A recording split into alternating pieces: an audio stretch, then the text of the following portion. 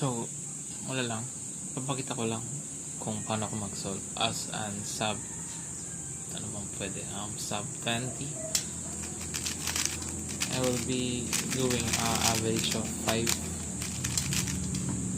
So ngayon, lahat ng alam ko ituturo ko sa isang video. For this color scheme, dapat alam mo yung pwesto na blue, orange, red, green, yellow, and then white sa baba. Maganda na nakakatulong na may dalawang logo for me kapag nagpa-practice kasi mas nare-recognize mo siya ng maayos. And if blue yung nasa harap mo, this is orange and this is red. If alam mo red ito, dapat yung cross sa baba, alam mo rin yung orientation niya. Like this. Yan. Nag-cross ako ng hindi dinitan sa baba kasi kabisado ko na si orange. Orange white ay nasa sa kaliwa. Si orange red ay si white red sa kanan and white green sa likod. Kapag nakaharap ako dito. And if nakaharap naman ako sa red, this is blue, green, orange, tapos white sa baba. Dapat kabisado niyo yung kulay ng buong cube kapag solve na siya like this. Kapag nakaharap ako sa green, alam ko blue, red, orange, yellow, white. O ano mo na, practicein niyo muna yun. Kapag kabisado niyo na yun, mas madali na lang mag-advance cross. And if hindi mo kaya nakapag-advance cross, okay lang din yun. Ayan, like this. Kaya natin mag-solve ng hindi tinatapat, pero nakatapat. Right? Ang galing natin. Ayan, wala nakatapat sa kanya. Harap ako sa red, pero yung cross ko, magpo-focus ako sa blue. Now, for this, magagawa ko siya ng hindi natingin sa sa cross sa baba. Ang rego ko is ito.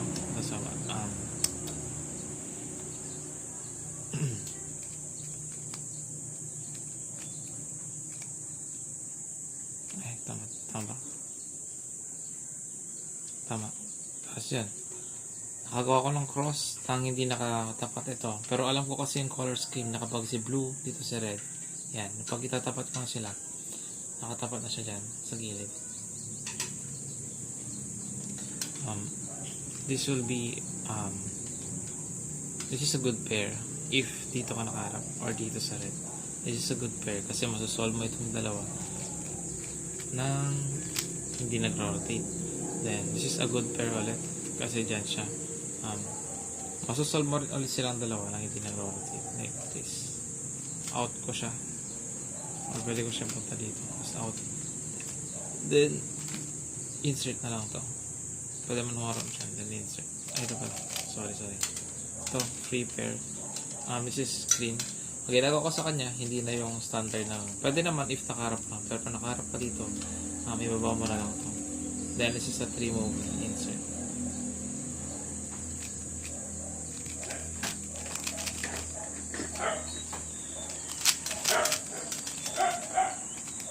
Ayan dyan. Isa pa.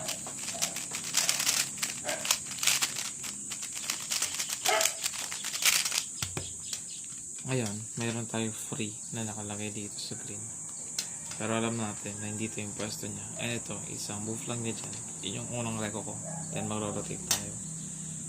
Itong orange and blue is naka-align na. So ito, i-align ko na lang din. Ang gagawin ko, R prime, D, F, tapos L2. Yan, may cross na ako. This is a good pair. Ay, good edge. Good edge. Ito pala. Then ito, good edge din. Marami tayong good edge. Pati ito good edge din. So unahin natin itong obvious na good edge. Then, this is good edge din. Good edge ulit to. Ito. Pwede kong unahin ulit to. Then, ito. Good edge pa rin siya. And ito. Good edge pa rin siya. Pero pwede ko nang unahin to nasa gilid. Since white siya, tago mo lang. Yan. Then, ito insert. As ito. Good edge pa rin siya. Pag sa ganito, pwede pa rin siyang masolve. Pwede nyo siyang paghiwalayin muna. Yan. Paghiwalay na siya. Then, U2. Or pwede nyo siyang isang U lang. Ito. Yan ito. Yan, sa likod. Ang tip kasi, meron kasing tip na hindi nasasabi lahat. Sa look ahead kasi, bago ka mag-look ahead, dapat kabisado mo yung mga algs or alam mo yung gagawin mo after ng isang plan. Kunwari, itong part na to. This is a 3 mover, di ba? Sa F12. Kapag ba minove ko to, alam ko lang yung susunod na pair ko. Di ba? Ito, susunod na pair. Ito yung pair na gagawin mo. And alam mo na kung paano mo i-insert yun. Kabisado mo na. If yun yung gagawin mo, pag ito yung susunod na pair, di ba? Ito yung first pair. If i-connect mo na siya and pair na siya, ito yung susunod. Alam mo ba kung ano magsusunod na mangyayari after nito? Then ito, this is a 3 mover again. Yun.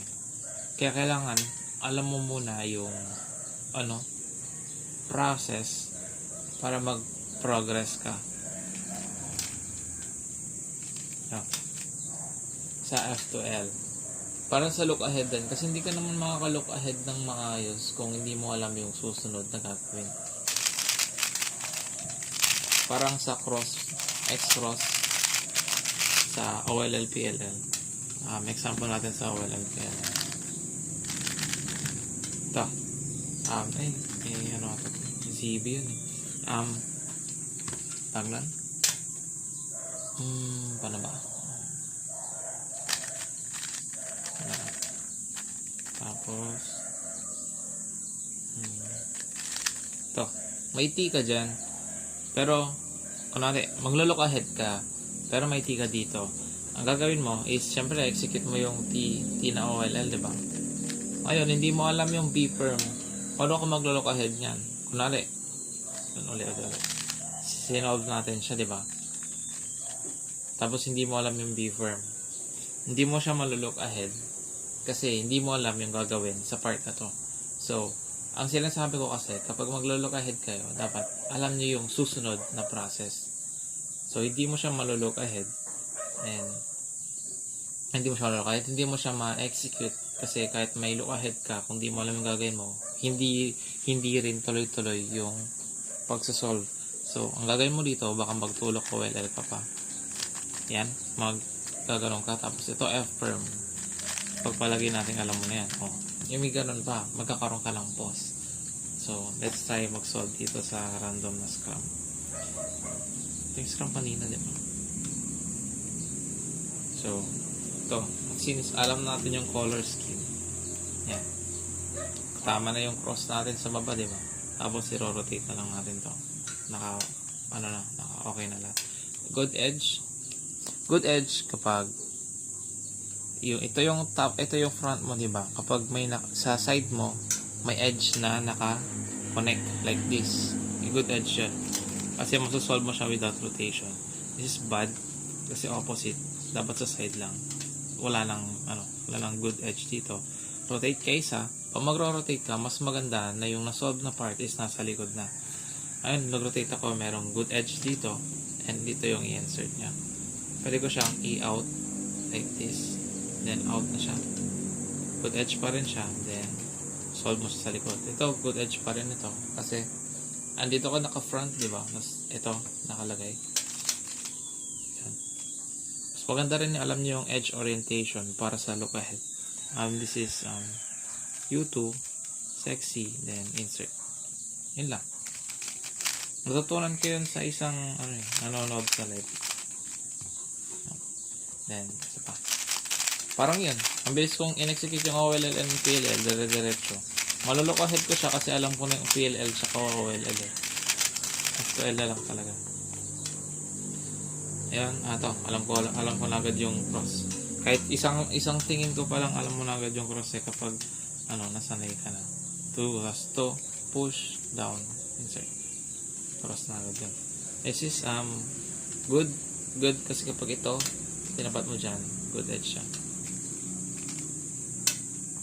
And good edge pa rin ito. Kasi pag ito, tinapat mo doon, good edge pa rin. Pero ang ginagawa ko dito is, yan. After insert doon, pabak. This is bad. Pero pag umarap ka dito, meron kasing agto eh. Yung same kanina. Then ito, imbis na yung standard na ganon. If nakaharap ka dito, okay pa yun eh. Pero kapag hindi, dito, i-away mo siya, labas mo to, then remove mo. Mas mabilis, mas efficient. T, then G prime.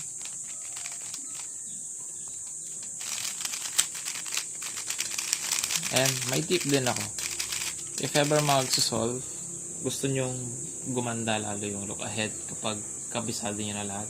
Pag mag-solve kayo, ilayo nyo yung POV nyo. Kasi mas madaling makita yung tawag nun? Mas madaling makita yung orientations or yung colors pag nakaganyan. Kaya pag nag-solve kayo, pwede yung i-tilt kaunti. I-tilt nyo kaunti para makakita na color, and i-tilt kaunti para makita ang color.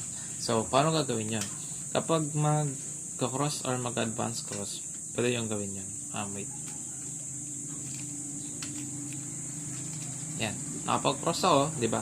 Kahit mali yung kulay, i-align ko na lang yan. Yan. And ngayon, ito, pwede siyang mag-tree mover, hide, then B. Kaso bad yung palaging nagbi-B. Then, ito, this is bad edge. Bad. This, wala na. This is good edge pala. Kasi masusolve mo siya nang hindi nagro-rotate. Yan. Out. Then, insert. Bad. So, pwede na ako mag-rotate. Ito. This is, good edge na. Kasi pag tinapat ko dun, meron na to. Ang goal kasi dito, lagi kayong makapag-setup ng tree mover. And this is, good pa rin. Kasi nga, nandito siya sa side na to. And for this, pwede kayong marap dyan. Pero huwag na tayo mag-backslap. Ito na lang. Then, syempre dyan siya, diba? Pinupunta yan dito. Or sa kabila pala. Then, out mo. Then, rotate ka ulit. Setup. Ito, wait lang. Mag-awailan ako. Tapos, dire-diretso na sa PL. Parang yung one look mo lang. Boom. Pagkababa, headlight. Tapos, may buo dito. Alam mo na yan.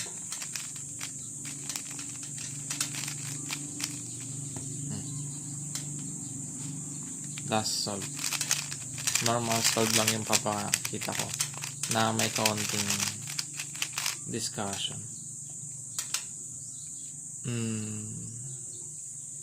Wait.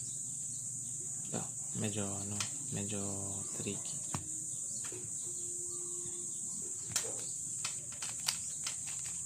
Then ito, good edge. This is bad. So iikot ako. Ilikot ko yung nabuo na. This is good ulit. Unahin ko na lang yung mas madali execute. Good ito. Good pa rin siya. Good pa rin to. So, hide, insert. Then ito, tree mover. Ito na sa look ahead ng OLL to PLL. Ayan, alam ko na agad to. This is ito, tatlo. Kapag may opposite agad dito, and ito hindi nagtutugma, may rotation siya. Alam niya lang, U prime. Mali ako ng execution. Loko. Ulit. Sige, sakto lang. Parang ito, pag nakaharap sa inyo, agawin nyo yung, yun. Kasi mas madaling execution. Pero kapag hindi naman nakaharap sa inyo, yan, nandiyan. Ang gawin nyo yung may remover. Ito, Z, tapos L,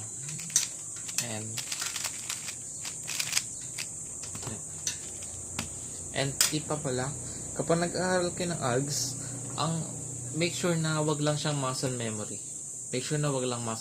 Promise. Dapat, kapag mag-aaral kayo ng ALGS, kaya nyo siyang ituro in a way na kabisado nyo yung mutation. Kasi, hindi mo naintindihan yung isang bagay kung hindi mo siya kayang ituro. This is Kuya Man. Peace out. First episode. Peace out.